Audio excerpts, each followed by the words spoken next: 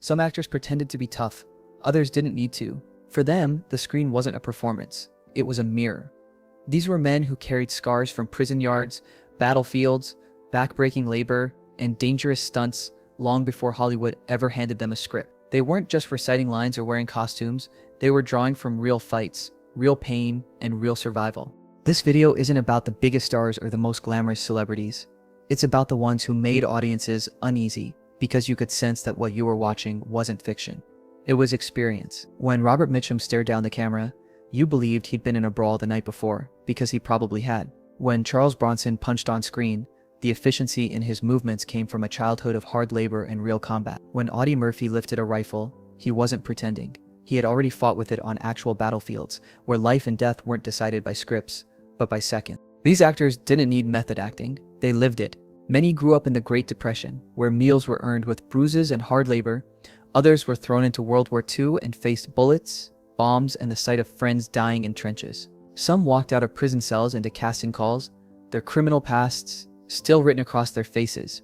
And through it all, they carried that raw survival instinct into Hollywood, making them unforgettable. Before we start, think about this. Which Hollywood star from the golden age would you least want to fight in real life?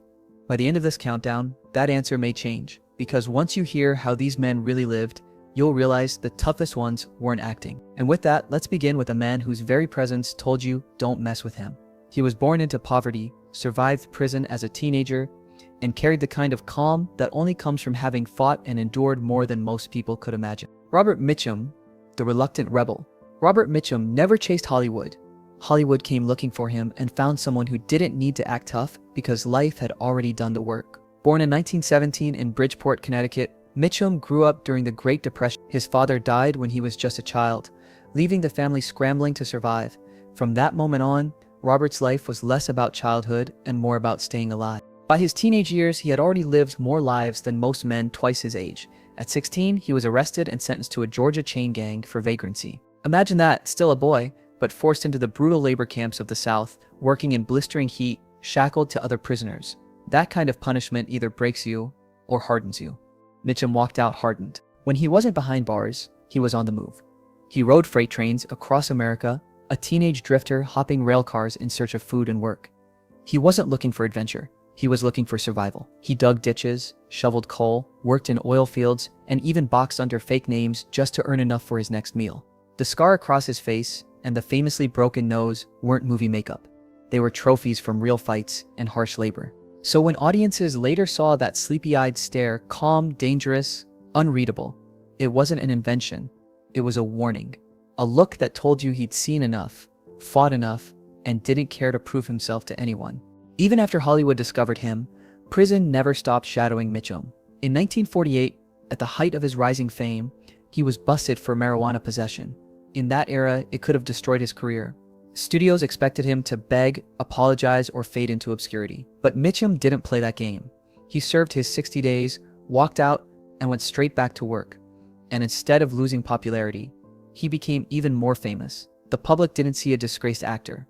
They saw authenticity. A man who didn't flinch when life got ugly. When asked about his acting technique, Mitchum famously deadpanned, "I have two styles, with and without a horse." That wasn't false modesty, that was the truth. He wasn't faking toughness for the camera, he simply let the camera capture who he already was. Directors who worked with him admitted they never really directed Robert Mitchum. Edward Dmytryk once said, "You just kept the camera rolling and hoped he didn't knock someone out." Co-stars often remarked that there was something unsettling about his presence. He didn't need to raise his voice, swing his fists, or strut around set. He just stood there, and you felt it. That calm, quiet, dangerous energy came from a man who had already been tested in ways most actors couldn't imagine. Robert Mitchum never pretended to be tough. He didn't have to. By the time Hollywood put a script in his hands, life had already written him a far more brutal story, and he carried that story in every stare, every movement, and every word. Charles Bronson, the silent force. If Robert Mitchum gave off the energy of a man who'd seen it all, Charles Bronson was the man who'd endured it all. His story didn't begin in Hollywood. It began in the suffocating depths of Pennsylvania coal mines. Born Charles Bronson in 1921, he was one of 15 children in a poor Lithuanian immigrant family. Imagine that, 15 mouths to feed during the Great Depression, when food was scarce and work was brutal. Bronson's childhood wasn't just tough, it was almost inhuman. By the age of 10, while most kids were playing games, Charles was already hundreds of feet underground, hacking coal from the earth. Covered in soot, breaking his back every day, he carried the kind of physical and emotional weight that shaped his entire life. The coal mines didn't just scar his body, they hardened his soul. Down there, in the dark, you learned not to complain, not to cry, and not to quit. That training became his foundation, the quiet resilience that followed him into every role he ever played. Then came World War II. Bronson didn't escape hardship. He simply traded one deadly environment for another. He enlisted in the United States Army Air Forces and became a tail gunner on a B-29 bomber. Few positions were more dangerous. Sitting in a glass turret at the very back of the aircraft, tail gunners were exposed to incoming enemy fire with little protection. It was a job that killed thousands. Bronson not only survived, but was wounded in combat and awarded the Purple Heart for his injuries.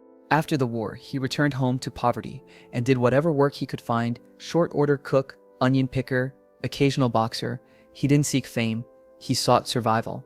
Acting, when it finally found him, was just another paycheck. But directors quickly realized Bronson wasn't like other actors. He didn't play tough, he was tough. His punches looked efficient because they were. His silences carried more weight than dialogue because you could feel they weren't empty. Off-screen, the stories only deepened his legend.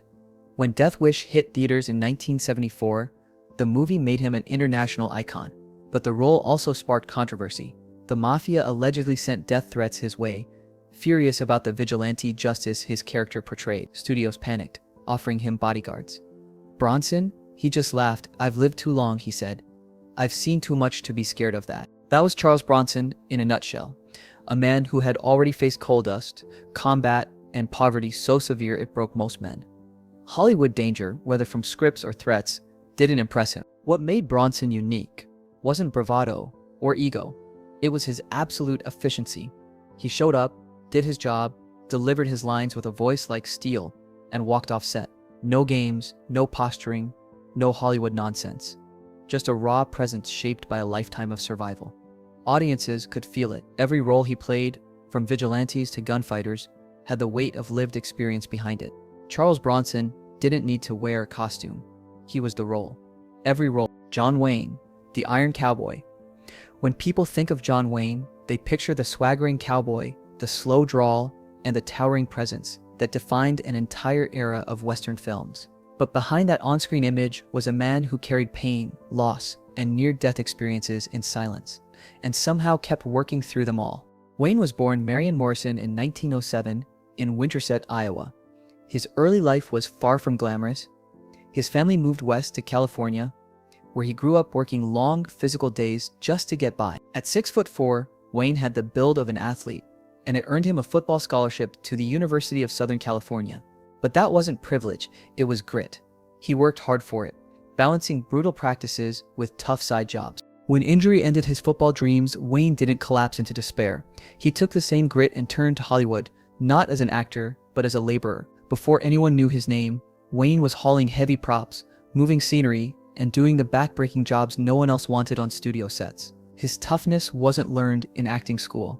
It was forged in sweat, lifting more than his share to survive. Then came the stunts. Wayne became famous for doing things most actors wouldn't dare attempt.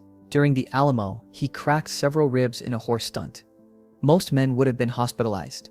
Wayne, he wrapped his torso tight, swallowed painkillers, and went back in front of the cameras. His attitude was simple: the show must go on. No excuses, no complaints. But Wayne's real measure of toughness came later.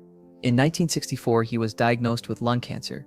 Doctors removed one lung and 4 ribs, a surgery that would sideline most people for good. Months later, he was back on set, performing his own stunts in The Sons of Katie Elder, as if nothing had happened. He rode horses, fought, and threw himself into action scenes while hiding the fact that every breath was harder than the last. And then came the most tragic chapter of his life, a reminder that his toughness wasn't just physical, it was sheer endurance.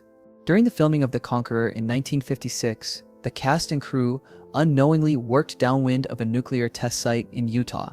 Radiation lingered in the soil and air. Out of the 20 people involved in production, nearly half later developed cancer. John Wayne was one of them. Years later, he would succumb to stomach cancer, almost certainly the result of that exposure. Yet through all of it, he never stopped working, never slowed his pace, never complained publicly. His toughness wasn't only recognized by fans, even his fiercest critics respected it. Kirk Douglas, who often clashed with Wayne politically, admitted, "Disagree with his views all you want, but don't question the man's toughness. I've seen him work through things that would send most men to the hospital." Perhaps the clearest window into Wayne's spirit came when a director offered him a stunt double after his surgery. Wayne's response? "Either I do my own stunts, or you get someone else." That wasn't bravado. That was who he truly was. John Wayne didn't need to remind people he was tough. He lived it in broken bones, in scars, in a body battered by disease, and in a will that refused to bend. Hollywood called him the Duke, but to the people who knew what he endured, he was something rarer, a man who never let suffering dictate the terms of his life. James Cagney, the street fighter who danced. James Cagney didn't look like the toughest man in Hollywood. At just 5'5", he lacked the towering frame of John Wayne or the chiseled menace of Charles Bronson. But what he lacked in size, he made up for with something far deadlier: speed, precision, and a fighter's instincts sharpened on the unforgiving streets of Manhattan's Lower East Side. Cagney grew up in one of New York's roughest neighborhoods at the turn of the 20th century, where every block was a battlefield. Survival wasn't about talent or charm. It was about how fast you could throw a punch and how quickly you got back up when someone knocked you down. By the time most kids were still learning multiplication tables, Cagney was already fighting daily just to hold his ground. He didn't box for sport. He boxed because if he didn't, someone bigger would beat him bloody. And that education in survival never left him. His compact frame was coiled like a spring, his reflexes sharp, his movements explosive. That authenticity would later become his greatest weapon on screen. When Cagney started acting, he didn't need to learn how to stage a punch. His punches were real. Directors marveled at the precision of his fight scenes. Raoul Walsh, who directed Cagney, once said, "Jimmy knew how to throw a punch better than any actor I ever worked with because he'd thrown plenty of real ones in his day." But what made Cagney different from other street brawlers was his secret weapon, dance. Before Hollywood, he had trained extensively as a dancer, mastering rhythm, balance, and timing. That combination of street fighter aggression with dancer's precision made him one of the most electrifying presences Hollywood had ever seen. His movements were crisp, dangerous, and oddly beautiful, a choreography of violence that felt more real than anything his peers could deliver. And it wasn't just on screen. Off camera, Cagney carried the same dangerous edge. He wasn't a loud man, but people knew not to provoke him.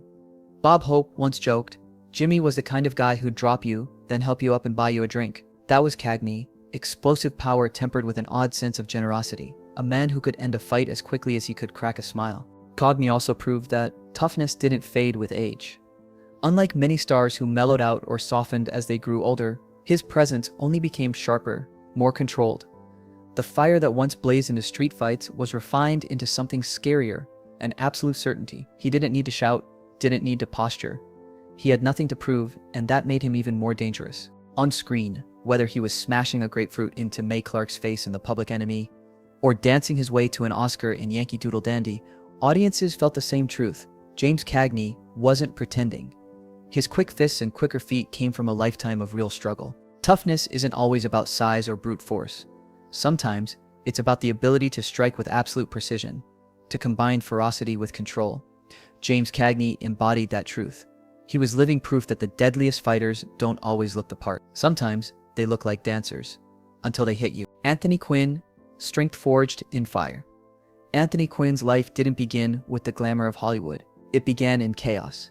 He was born in 1915 during the height of the Mexican Revolution, a time when bullets whizzed through streets and families fled for their lives. His earliest memories weren't of toys or games, but of soldiers, violence, and the desperate scramble to survive. That upbringing carved into him a toughness that no studio could manufacture. When his family eventually fled to America, Quinn landed in the slums of East Los Angeles.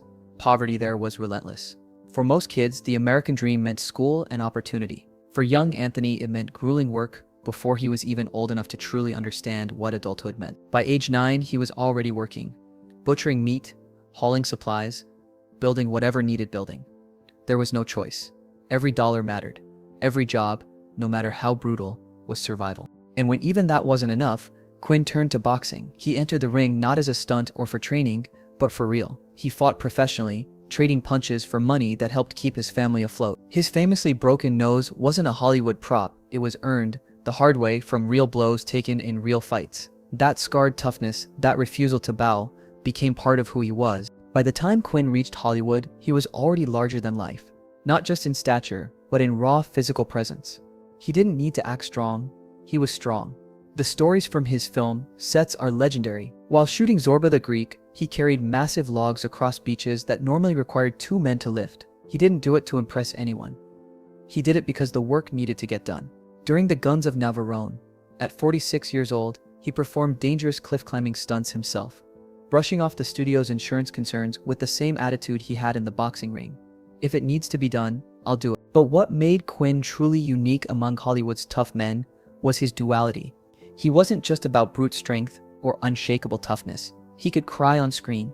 He could express vulnerability. He could portray pain as authentically as he portrayed power. That balance made him one of the most compelling actors of his time.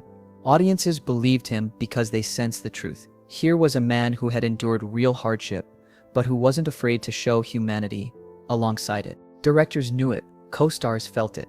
Audiences around the world recognized it instantly.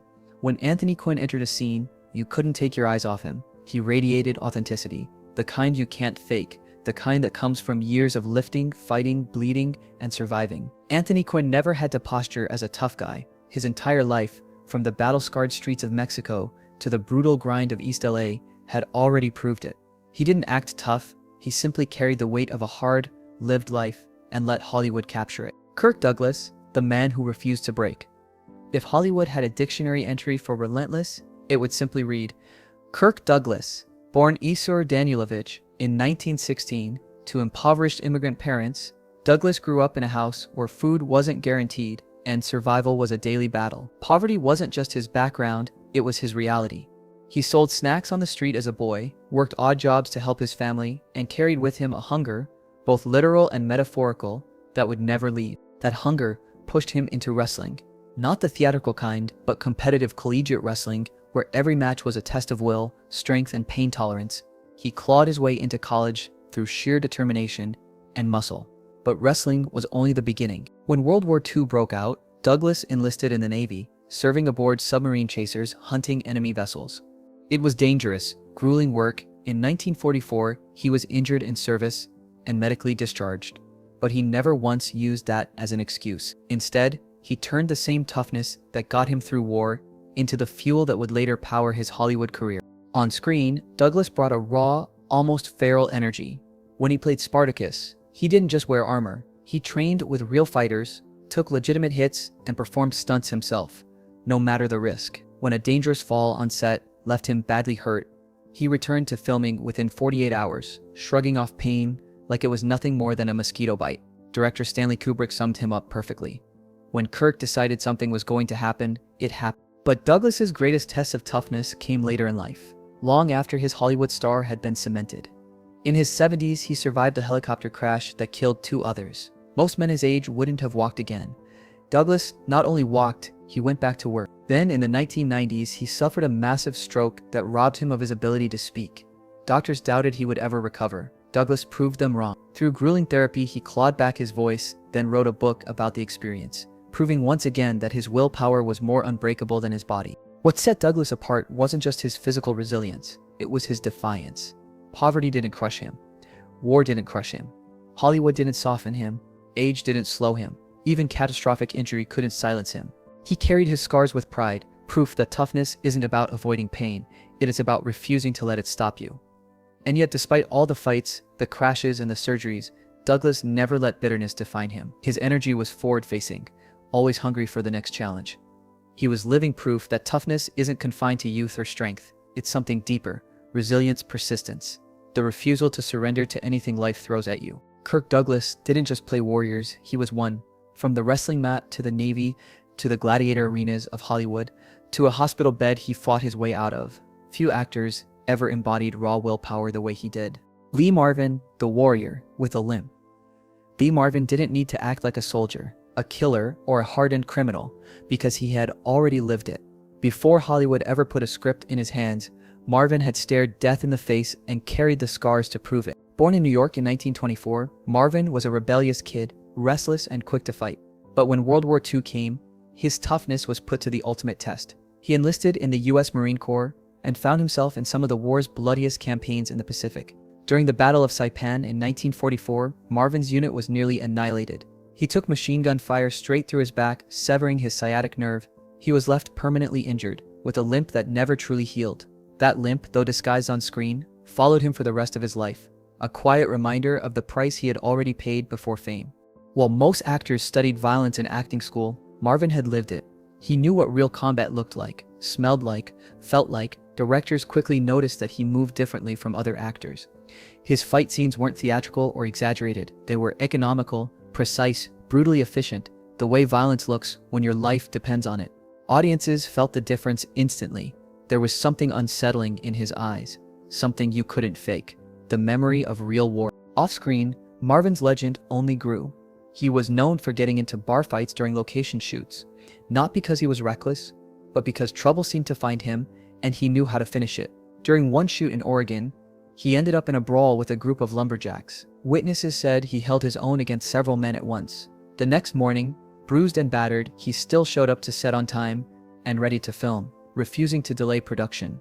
What truly set Marvin apart, though, wasn't noise or bravado. It was silence. He radiated a kind of quiet menace, a confidence that comes from surviving situations most men couldn't imagine. He didn't need to raise his voice or puff out his chest. He could sit still in a scene, barely move, and yet the entire room would feel the weight of his presence. That stillness was more terrifying than shouting ever could be. Colleagues often admitted they were intimidated by him, even when he was relaxed, not because he was aggressive, but because you could sense what he was capable of if pushed. Marvin embodied a truth about toughness. The most dangerous men are rarely the loudest. When he played hitmen, soldiers, or hardened criminals, Marvin wasn't pretending. He was drawing from memories most of Hollywood couldn't dream of. The limp under his wardrobe wasn't just an old injury, it was a war wound, a permanent reminder that every step he took was borrowed time. Lee Marvin never had to act tough. He had already proved it, on battlefields, in barrooms, and in the quiet confidence that only comes from having survived both. Steve McQueen, the fearless rebel. Steve McQueen didn't just play tough, he lived tough. To audiences, he was the leather-jacketed anti-hero, the man behind the wheel in Bullitt or the daring escapee in The Great Escape. But off-screen, McQueen was just as fearless, just as reckless, and just as real as the roles he made famous. Born in 1930, McQueen's childhood was a storm of abandonment and survival. His father left before he was born. His mother, overwhelmed, placed him in reform schools where beatings and violence were the norm. By 14, McQueen had run away, drifting through life as a petty criminal, a mechanic, and even a carnival hand. That life on the edge carved a raw toughness into him long before Hollywood called. Eventually, he enlisted in the Marines, where his rebellious streak clashed with authority. He was demoted 7 times and spent over a month in the brig. Yet, when lives were at stake, McQueen showed his true character. During Arctic training, a tank carrying 5 fellow Marines plunged through ice. McQueen dove into freezing waters, pulling men to safety and risking his own life in the process. That was Steve McQueen in one moment, unpredictable troublemaker, but utterly reliable when it mattered most. Hollywood couldn't tame him, and honestly, it didn't want to. McQueen performed nearly all of his own stunts against every warning from studios and insurance companies. In The Great Escape, the only stunt he didn't cast on his broken foot. That wasn't for publicity, that was because danger thrilled him. But McQueen's toughness wasn't just in the stunts, it was in his survival instinct. When police discovered that Charles Manson's cult had placed McQueen's name on their infamous kill list, most stars would have hired security. McQueen didn't. He simply carried a loaded Magnum revolver everywhere he went. Quiet, confident, unafraid. His co-stars often said the same thing. Steve McQueen wasn't acting when he looked fearless. He was fearless. He was the man who had already stared down reform schools, frozen water, fiery explosions, and real racetracks at 100. Steve McQueen was Hollywood's king of cool, not because of charm or image, but because he embodied something rare. Authentic danger, authentic grit, authentic toughness. He didn't need to play the rebel. He was the rebel. Charlton Heston, the endurance machine. Charlton Heston wasn't just a towering presence on screen. He was a man who embodied physical endurance, resilience, and an almost defiant refusal to back down from pain. When audiences saw him hoist stone tablets as Moses or drive a chariot in Ben-Hur, they weren't just watching acting, they were watching a man who lived with an unshakable will. Born in 1923, Heston came from modest beginnings in Illinois. His childhood was marked by discipline and a sense of duty that would follow him his entire life. When World War II broke out, he enlisted in the Army Air Forces, serving as a radio operator and aerial gunner on B-25 bombers stationed in the Aleutian Islands. While he wasn't in frontline dogfights, the experience instilled in him the grit, stamina, and military discipline that defined his career. But it was in Hollywood that Heston's toughness became legendary. He refused shortcuts. While other stars demanded lighter props or stunt doubles, Heston insisted on doing things the hard way. During the 10 Commandments, the stone tablets he hoisted were real, brutally heavy, punishing his shoulders after countless takes. He never complained. He believed the audience deserved authenticity. That mindset often pushed him into dangerous territory. While filming The Greatest Story Ever Told, Heston tore shoulder ligaments during a scene. Instead of halting production, he wrapped the injury during his lunch break and went back to work the same afternoon. For him, pain wasn't a reason to stop. It was just part of the job. And then came the cruelest test of all. Like John Wayne, Heston worked on The Conqueror, the ill-fated production shot near a nuclear test site in Utah. Decades later, he too developed cancer, likely from the radiation exposure. Doctors removed one of his lungs. For most people, that would have meant retirement, a quiet life, and surrender to weakness. Heston refused. He kept working, filming demanding roles that required physical exertion most healthy men, half his age, would have struggled with. His toughness wasn't about ego or machismo. It was about duty. Heston believed that once you committed to a role, you gave everything, your strength, your sweat, your endurance, even your health, and he did, right until the end.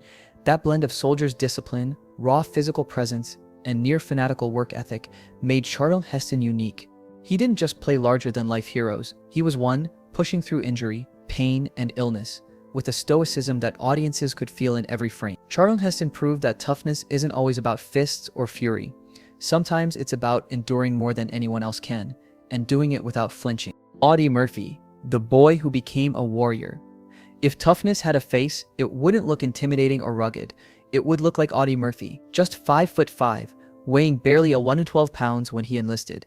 Murphy didn't look like the kind of man who would one day be called the most decorated soldier in American history. But appearances can deceive, and Murphy's story is proof that true toughness has nothing to do with size. Born in rural Texas in 1925, Murphy's childhood was defined by poverty and hardship.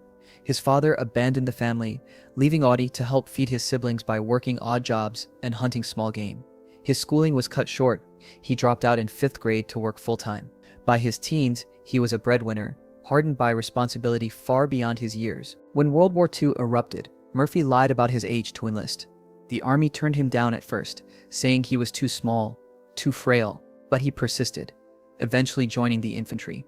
What followed was one of the most extraordinary military careers in U.S. history. At just 19 years old, Murphy performed the action that would etch his name into legend. During a German assault in France, he ordered his men to retreat while he single-handedly mounted a burning tank destroyer. For more than an hour, he fired its machine gun at advancing troops, holding off an entire company despite being wounded and nearly out of ammunition.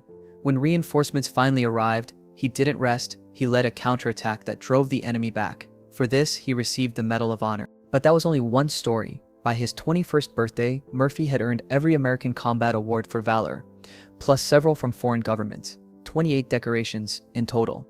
Historians estimate he personally killed or wounded over 240 enemy soldiers. What made it so chilling wasn't just the numbers, it was the fact that this young, boyish-looking Texan could transform in an instant from gentle to lethal, from calm to unstoppable.